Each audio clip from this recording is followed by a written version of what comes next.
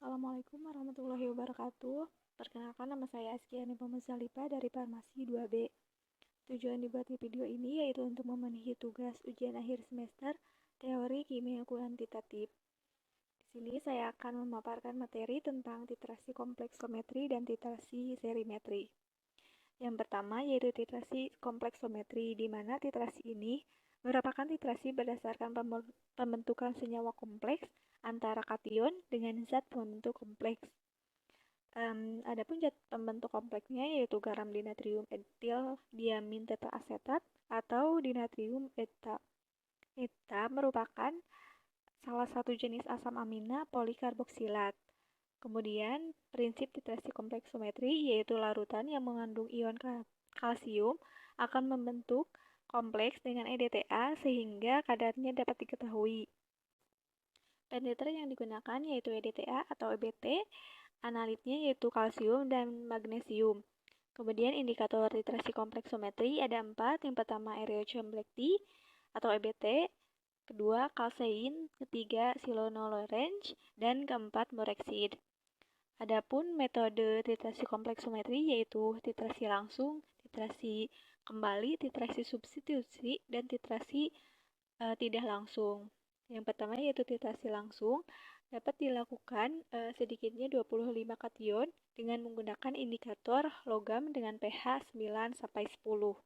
Kemudian pada metode titrasi kembali dan titrasi substitusi ini mempunyai persamaan di mana digunakan apabila reaksi antara kation dengan EDTA lambat atau apabila indikatornya tidak ada. Dan biasanya menggunakan Mn2+ atau magnesium yang mengandung EDTA. Yang terakhir yaitu titrasi tidak langsung, di mana penentuan sulfat dengan penambahan larutan baku barium berlebih dengan menitrasinya dengan EDTA. Kemudian contoh aplikasian dalam bidang farmasi. Uji kadar disolusi obat tablet kalsium laktat dengan menggunakan titrasi kompleksometri. Analit yang digunakan yaitu tablet kalsium laktat, larutan bakunya yaitu EDTA, dan indikatornya EBT. Dengan titik akhir menunjukkan larutan berwarna biru lembayung. Yang kedua yaitu titrasi serimetri, di mana titrasi ini merupakan penetapan kadar yang pada umumnya menggunakan larutan serium sulfat.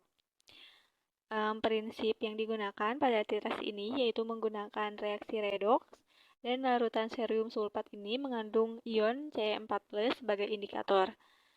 Ion Ce4+ akan mengalami reduksi menjadi Ce3+.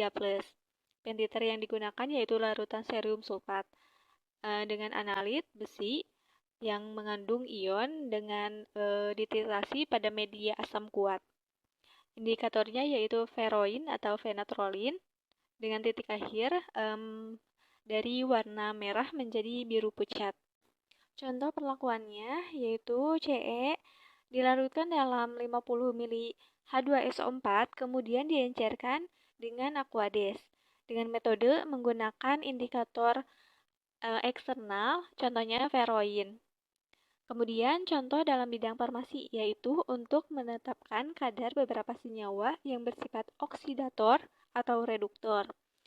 Contohnya yaitu besi sulfat dengan reaksi Fe2+ tambah Ce4+ menjadi Ce3+ ditambah Fe3+.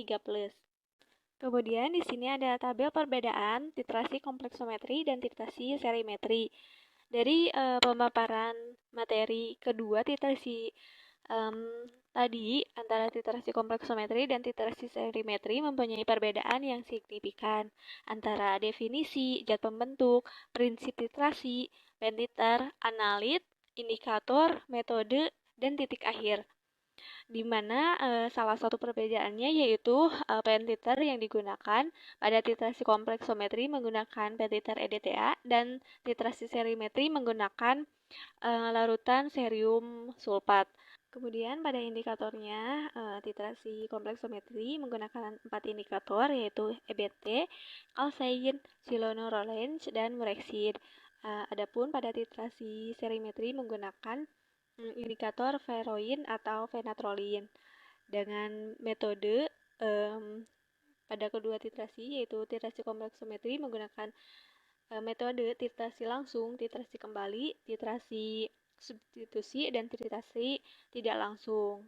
Adapun pada titrasi serimetri menggunakan metode titrasi langsung.